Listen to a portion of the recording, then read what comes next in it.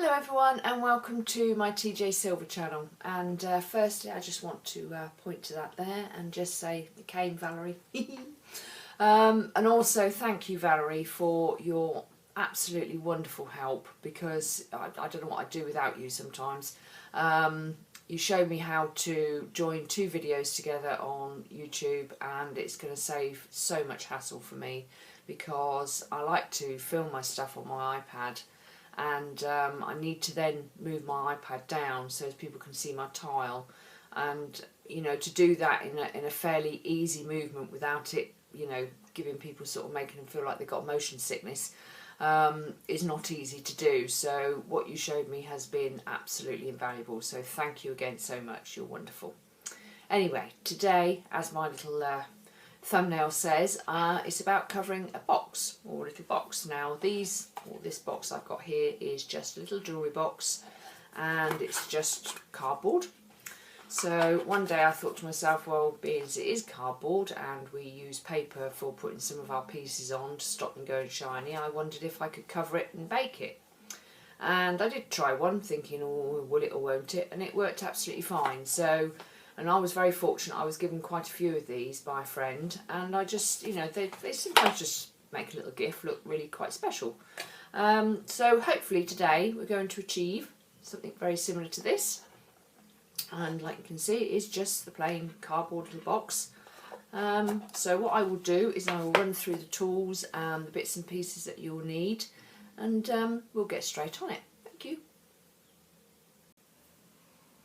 Hello again everyone, and I'm now going to show you the tools to use for covering your little cardboard box. Now I use Well Bond, and that's to adhere the clay to the box before baking. There is other glues out there. I believe Crafter's Pick is quite a good one. Not too sure about the baking with that one, you may need to do a test first. But this one basically adheres anything to anything by the sounds of it, and by its description on the back. So you can get this through Amazon, and it does come from, I believe, Bic Warehouse, which is in the US. Now I love this glue, but like I say, I'm sure there is equivalent over here, so that's what I use. I also will be using some mica powders. This is my little chamois cloth, which I just use for helping wipe my fingers and things like that. So crafter's blades, long one or short one, depending on which one you want. Also a good brush for using with the mica powders, and this comes in a set that you can get from Tiny Pandora. Highly recommend them. I'll leave a link below for that. Crafter's knife. There's also a little cutter here, and I'll explain that as we go along. And also a bit of a sculpting tool. You may or may not need this, but I often find if they're out, you know, it's handy. It's one of those sort of things that when you're halfway through something, you always need something, and then you either ruin it or you put a fingerprint somewhere, or anyway. And a pencil. Right. And what we will do to start with is, as you will see, obviously with the lid coming off, inside as well you've got this wadding, which you get a lot of the time when you get jewellery. You may want to keep this if you are going to use this and you know, as another jewellery box to give to a gift for someone. But if you find that you don't want to use it for that, this is actually very good if you needed to lay a piece down that was very delicate, like a flower or something like that, to bake in your oven, and this can be baked too. So it's the wadding that they use. I would always test, you know, if you've got a box and you're not too sure, you think, oh, that does feel a bit sort of plasticky or a bit nylon-y or something like that, just test it in your oven the next time you bake something first of all. Put it in there for 5 minutes or something and just see, and if it looks fine, then it's fine. You can leave that in now if you want to, but I will actually take mine out just in case I forget, because I don't really need it in there. And what I will do then is, like I said, you've got this lip. And the last thing you need is to actually be putting the clay right the way to the top, which is what I've done. That's why I'm telling you now not to do it, because otherwise you can't get your lid on. So I always now, if I'm going to do one of these boxes, I have a pencil and I just run it round, so I know exactly where I need to put my clay to. Very quickly done, and that's it. And basically you can see you've now got, hopefully you can see that. It's very difficult for me to see actually because the light is right in my face. But yeah, you can see a line. so you'll know where you can put your glue up to and where you can put your clay up to. So we will start by actually making the glue, putting the glue onto the box. And I'm just getting it out of my water, giving it a bit of a wash up. Now this is not a special brush by any means. It is an old brush, and in fact I don't know how old it is, but it is old. But it started getting to the point where it was sort of splitting apart, so for using it for paint it wasn't very good because it was leaving far too much brush marks. And all I will do, I will start off with the edges first. Just shake your glue down, or whatever glue you've got. Put a very thin, or thinnish line I should say, and get your brush and just work it to that line. Don't worry if you go over, it does dry clear, but it is quite important that you get it on your edges, just so the clay hasn't got a chance of picking up or coming loose.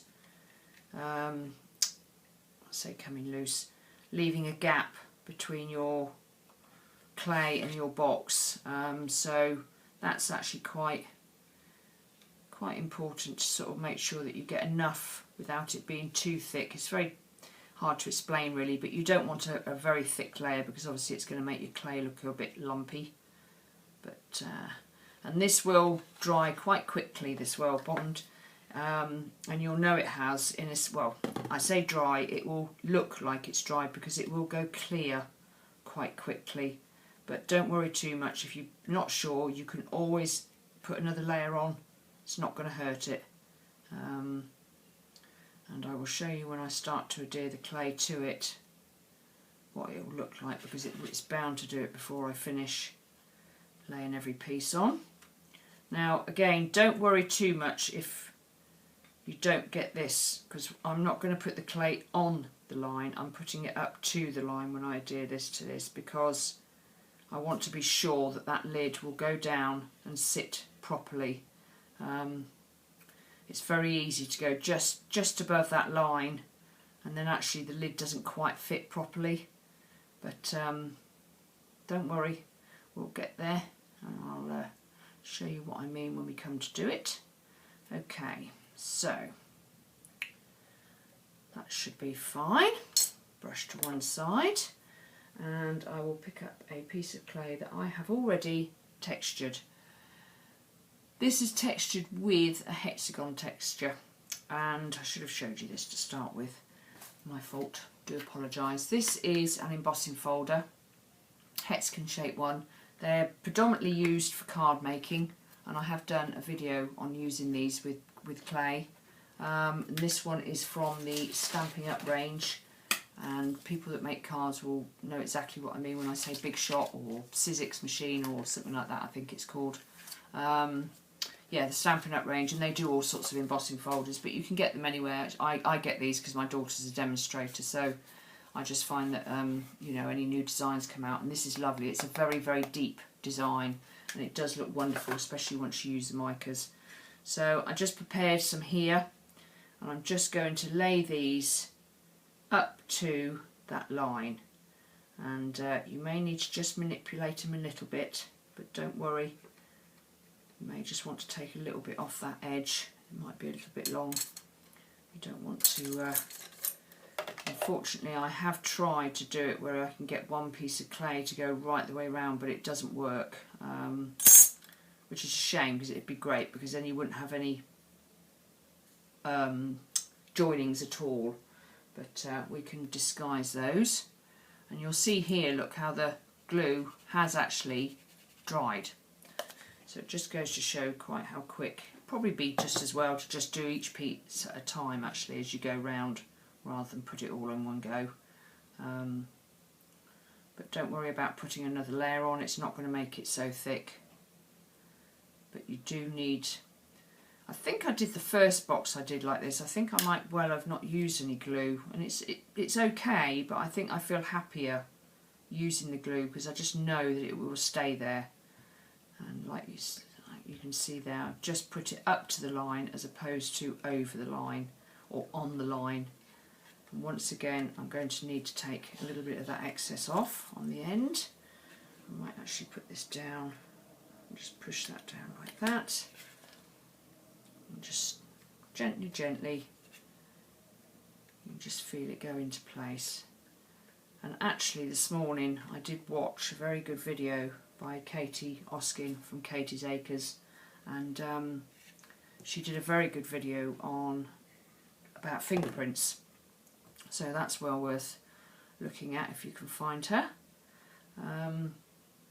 It just shows you, it just teaches you, or she tells you about how you sort of handle your clay, and you do get to learn that the less brutal you are, I suppose, the less chances are, or the less there is that you are likely to get any fingerprint marks. It's not, you know, you're not going to eliminate them totally because, well, you just can't, but there is ways of helping prevent them.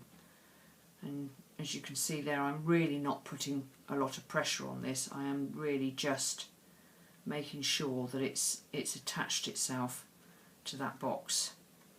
And once again, I may need to take a little bit off of that end. I'll just do that like that. I'll tidy up the bottom in a minute. It does look like I need again. I think what I would suggest actually then is, if you're going to do this, is to maybe just do one bit at a time and add the glue as you go along. Does seem a bit silly putting too much on there, but there we go. Last piece to go here, and that bit should actually work quite well because it would just cover over that edge.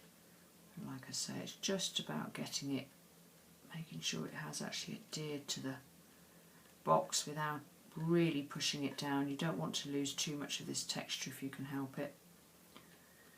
And there, just making sure that's attached itself. And then what I will do is just go around the edges, because as you can see there's a little bit more there than there is round here. Might use my longer blade for this. And you just run it round really and just take off. We'll just make sure that is actually attaching itself to the bottom of the box there.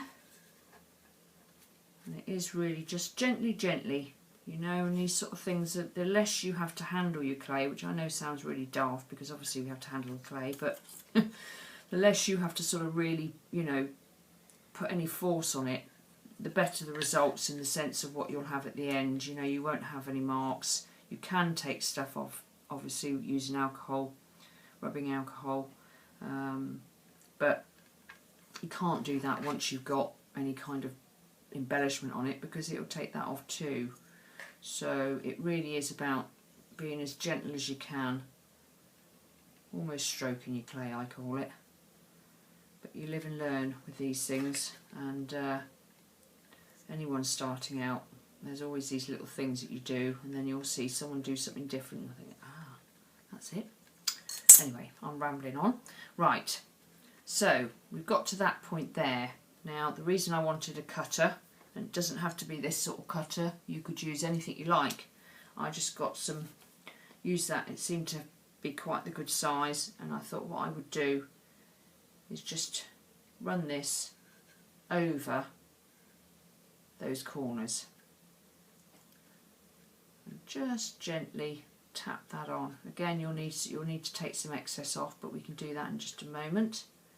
And just basically, and it just gives those corners something a little bit, I don't know, beefs them up a bit, I suppose you could say. Just lay those down, just covers up the joins there, gives it a little bit more neatness. You don't have to do this at all. If I was antiquing a box, making it, you know, trying to make something look a little bit old or something like that, then I probably wouldn't bother.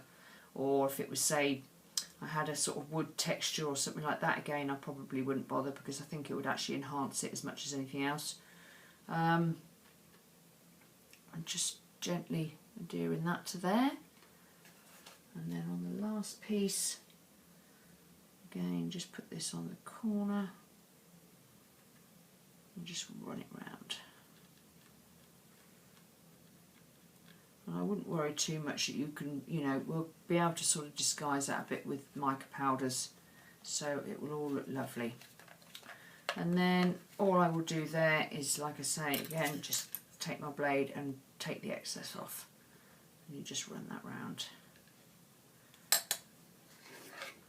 And just make sure it's all gone in.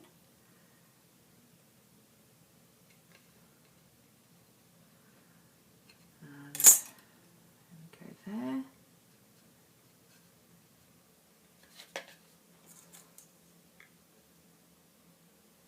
And at the bottom, if you want to, once you've finished, it's entirely up to you. It really depends on what you want to do with your box and what you're going to use it for. But you could always cover this bottom piece once it's baked and everything and you've embellished it. You can cover it with a piece of material, you could cover it, paint it. That way you could disguise those corners even more if you wanted to. Just use my craft blade here. There seems to be a bit of clay that wants to... There we go.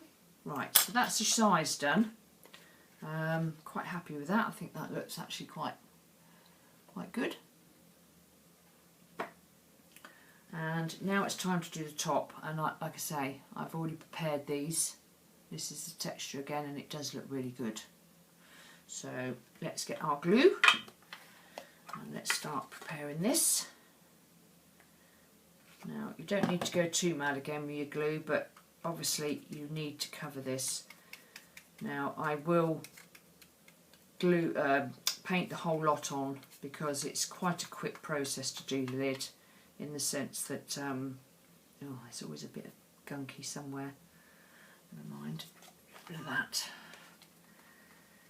Yes, you want to get the lid done fairly quickly. Now again with this, what I would say is if you can just get those edges as best you can. But like I say, it's not the end of the world if you can't get them, because we can always do that once it's baked.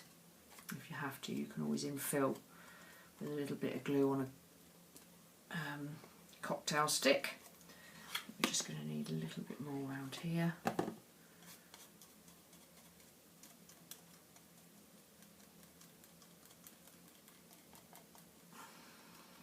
And this is always a little bit tricky because obviously you've got to try and hold the box without having it all over your hands. I do try and position my hands so as I can do this, but I normally end up with something on me. And there we go, that should be fine. And what I do then is I pick this up, normally turn this over and lay it around this way so as I can actually see my edges. Make sure that I'm getting it as even as possible. Try and get it as straight as possible. There we go. And just gently, gently push it down. Let's move some of this stuff out your way. Move it down just so as you can hopefully eliminate any air bubbles. And then gently pick it up. And if you want to, you can sort of put one end over, pick it up, and you can see that it's gone down quite nice and flat. And you just slowly, again, start to just manipulate the sides down. Obviously you don't want to put too much pressure because you don't want to take away too much of that pattern. You will take some of it away, and some of it will go away anyway by going over the edges here, but the less you can sort of really push down, the better. I just try and bring that into the corners there. And I forgot to mention that ideally what you need here is a pair of scissors, quite a good pair of scissors if you've got them, because it does make it easier if you can make sort of one clean cut. So I just have this pair here, and they're great because they do have a point that goes right to the end. I have got many pairs of scissors that are absolutely rubbish, but for some reason I don't chuck them away. I don't know why, but I'm sure they'll become useful for something. And there we go. And all I'm going to do now is literally just take these corners off. Doesn't matter if you've got a little bit of a hole there, we can soon go over that. And once again, just take these corners off. Get rid of that. It's gone flying over the desk. And this one here. and lastly here. And all I do then is just start to slowly work that way around, just so as they just pinch them together. Now you could, if you wanted to, mirror what you did on the bottom and cut out some more shapes. It doesn't have to be rectangle, doesn't have to be, you know, a long thin piece. You could, I don't know, maybe put some little hearts or something on the corners, would look nice. Or just do what I'm doing here, and we'll just do this today just to show you how you can bring the edges together. Now this is where you may find you'll want to use something like a sculpting tool. Sometimes I find it's just, I sort of get the better feel when I'm doing it like this. I just sort of can see it, and I know when I feel it. And plus I also can feel if there's any sort of air bubbles under there as well, because it does happen.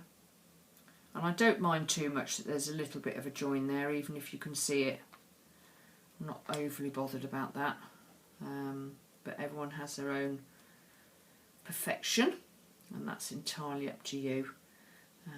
But like I say, once that's done, I'll be happy with that. And just make sure that those edges are down. You can sort of feel all the way around. And then once again, you're going to need to take some excess off. So we'll get our craft blade and we'll just run this round the top like so, taking off all that excess.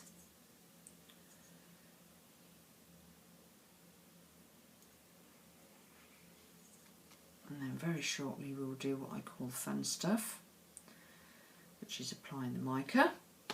And it's entirely up to you what you want to do. There is also, you don't have to apply mica, you can use, wait till you've baked it and use acrylic paint if you want to, and I'll show you an example at the end of how I did that. But I think today, for this purpose, I'm going to use one of my micas, and I think I might use this lovely Pearlex here, and it's called Orange, well I suppose it's just orange. I think that's all they've got it as. Or, oh no, pumpkin orange, I do beg your pardon. And that's the Pearlex range. I do love Pearlex, it works really well. It's very good for bake once you've baked it. And as for sealing it, I haven't mentioned that yet, but as for sealing it, it's entirely up to you. With Pearlex you do find that when you've baked it, very little does come off, but some does. And I think it's probably because you're covering quite a big area. So I do, or I have used on one of my boxes, the Americana range, and it's just the satin one I've used. And although it can move the mica a little bit, as in when you're brushing it, it looks like you're going to take it off because you see it in the glue, but it doesn't. You'll be fine, and it just seals it, and then you know it's fine. Of course, you can use, if you have it, the PYM2 as well. That's also a good sealer, but it's entirely up to you. So now what I'm going to do is just put a little bit of this out on my tile, and we can scoop up any excess, and you just literally want to dab it onto your finger and take off the excess, and just make sure you've got just enough on there. You don't want it to be too thick because you want to enhance this pattern, you don't want to hide it. Now ideally you would use a mask if you're going to be doing this, but I can't talk very well if I've got a mask on, so I'll be as gentle as I can so I'm not spraying any of this around too much. And don't worry if one area looks slightly more, you know, you've put more on one area than you have the other. It's not a problem, we'll sort that out in a minute. Just get those corners and just keep working our way around. I'm sorry if I keep going out of focus, it's very difficult with this to know where I am sometimes because I'm looking at the piece working on it. You can see me wandering off over here. I am sorry. So just keep working that round and just get around the edges. And I think what I might do is I might actually put two colours on this just to give it a real boost. So get that piece off of there. I am doing this very quickly, so ideally you'd take probably a bit more time. But it really depends on what look you want. You may only want to put one colour on, you may only want to just really, really lightly enhance it, and that's absolutely fine, depending on what clay or colour you're going to use as a base. I've actually got, this is just scrap clay.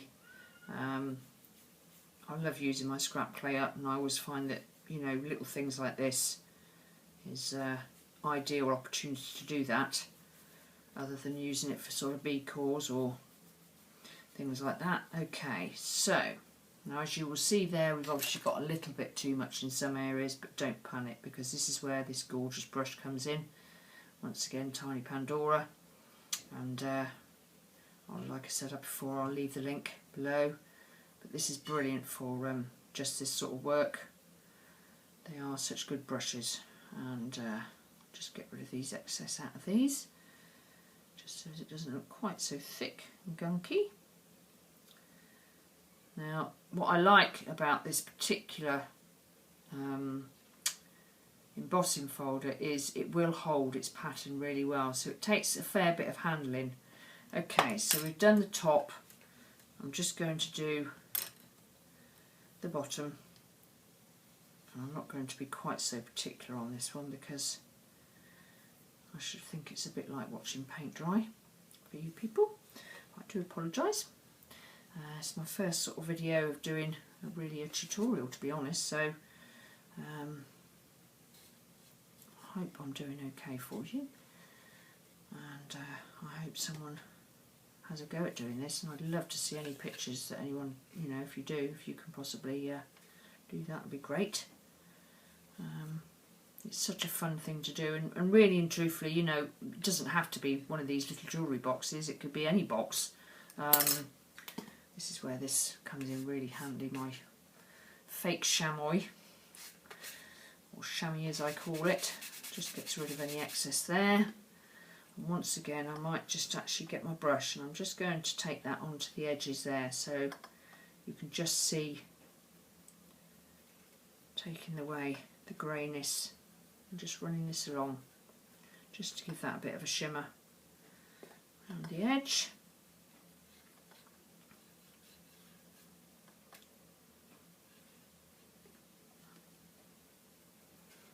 And I will also tidy up the excess again, like I did on the top.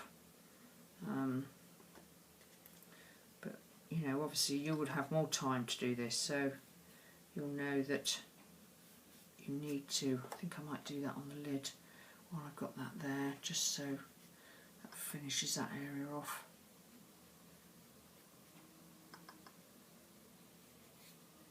Just makes it look a bit nicer in total, and there's nothing to stop you once this has been baked. Well, you can do it before you bake it if you want to, but nothing to stop you if you want to excuse me, decorating the inside of the box, bit of decoupage, something like that, or if you want to really make it a plush, you know, put some felt or something in the lid, and that would look really pretty. So that's that one done, and then I'm just going to do what we done on the top there, just to take this excess off so that it doesn't look quite so unprofessional. And I'm going to put another colour on, and I'm just going to use another colour really just to enhance this one more than anything else, just sort of, it sort of gives it a depth, if that makes any sense. But I found that just putting one colour, again it depends on what you want to use as far as a base clay. If you want to use, I think I might do the green, see how that looks. Actually no, I think I'm going to change my mind, do apologise. I'm going to go for the yellow and just see whether it just gives this orange a little bit of a richness here. I don't want a lot. Again, just a little bit of a dab off your finger, and just, yeah, that's just going to pick that up a little bit more. It's just going to give it a bit of more depth.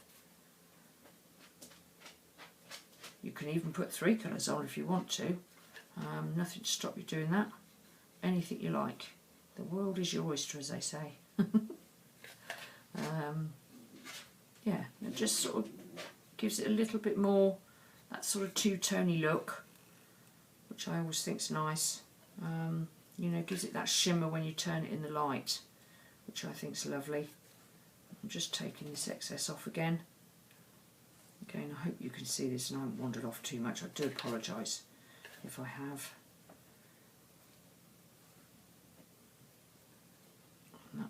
there. Yeah, I think that looks all right. And we'll do the top. There's nothing to stop you doing the top a totally different colour if you want to. And just enhancing it over again.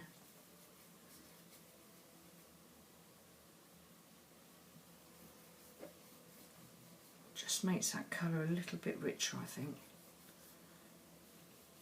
And I really don't worry too much. I know it looks like I'm using an awful lot of mica, but believe me, it goes a very, very long way. Having these wonderful brushes enables me to take off any bits that look as if I obviously have plastered it with too much.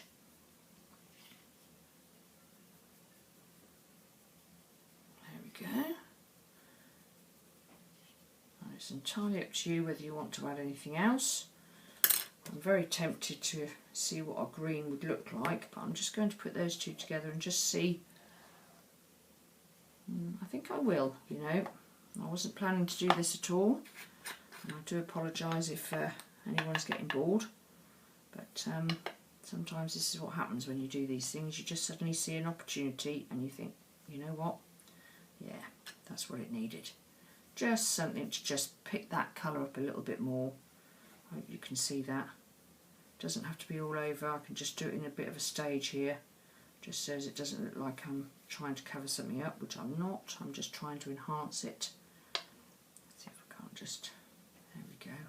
Just picks it up just a little bit. Just gives it a little bit of a shimmer. More of that two-tony look that I really love. Yeah, that's better, I think. I hope you can see that okay, as the light's fading drastically here, so I'm going to go as quickly as I can. But again, it is just about enhancing a piece without it spoiling it or spoiling the texture that you've put on there. And the texture is really, you know, I mean, that's endless. I have just put flat clay and then I've textured it while it's been on the box, and that's also very good because you run away with yourself. You can use ball stylus tool and all sorts of stuff. It's fabulous for that. My little chamois or chamois is also very handy for just getting that anything off the edge there. So there we go, and that is effectively your box done. Obviously you need to bake it, and I will show you a couple that I've made now. You don't want to sit and wait while this goes in to be baked, but I would bake this for about 35 to 40 minutes. You can bake it for longer if you want to, and I might do with this because I have added a little bit extra on the sides here, so it's a bit thicker in places. But I will tent it with a piece of foil. I've actually got like those foil dishes, and I use those. So I'll tent it with that, and that will go in at 130, which I believe is 275. But do check your clay, and if you use scrap clay, which I do a lot of for things like this, I tend to go, I always bake everything at 130. I haven't used anything other really than Fimo and Primo clay, so I'm not sure about the other brands. You would need to read the packet on those, but don't be too worried or don't be too scared about baking it for longer than 30 minutes. So long as you've got it tented, you're fine. I've never had one burn on me yet. I have had a couple of things scorch on me, but that was before I started tenting it, so just a little tip there. But anyway, that's that box, and I shall be baking that very soon. I'll just get the lid on here, otherwise I can see what will happen. It will go flying across somewhere. And these are a couple that I made earlier. This one, I've just done the lid, not the bottom. Just fancied just doing the lid. And this one is actually got black acrylic paint once it was baked, and obviously black acrylic paint and then wiped off, and then I used an Inca buff, and that was the electric blue or sapphire blue or something it's called, and just, you know, gently went over the top. This one I haven't coated with anything else. This is as is, and this one here is practically what I've done there, except for I didn't do This one I did manage to get sort of the clay as long as I could, and I think I've got 2 or 3 joins in here, or at least a couple of joins anyway. But as you can see, they're not overly visible. I'm quite happy with that. And this was done in the 2 colours. I've done this in the green, and I think it was a sapphire blue. But I have coated this afterwards with a coat of the satin Americana. And lastly, I just wanted to say, with these boxes, you know, you can make them up if you wanted to be a jewellery box again, or you can use them and put business cards in, really handy for that. But they're just nice boxes, and it's a shame to throw these things out, because you know, I don't know, put little trinkets in there for someone if you want to, but it just transforms it really. So I hope you have fun. Any questions, please do ask, leave them in the comments below. I will endeavour to answer them as honestly and as rightly as I can. If there's anything you're unsure of, again ask, and if you can and you want to, please give me a thumbs up, and also if you want to, please subscribe, and I hope to see everyone again real soon. Thank you very much. Bye bye.